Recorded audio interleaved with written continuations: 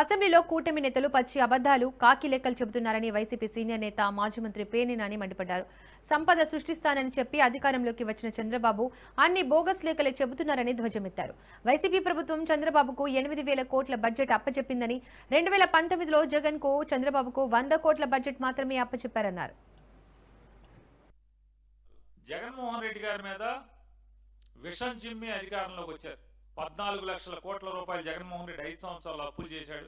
జగన్మోహన్ రెడ్డి గారు అప్పు తీర్చడమే కాకుండా 14 లక్షల కోట్లు 5 ఏళ్లలో చేసిన 14 లక్షల కోట్లు అప్పు తీర్చేస్తాం, సంపద సృష్టిస్తాం, అప్పు చేయకుండా సంక్షేమ బాటను నడిపిస్తాం, ప్రగతి బాటను పరిగెత్తిస్తామని చెప్పి నారా చంద్రబాబు నాయుడు గారు అనేక సొరకాయలు కోశారు. నేను చంద్రబాబు నాయుడు గారిని ఒకటి కూడా ఒకటి అడుగుతున్నాను.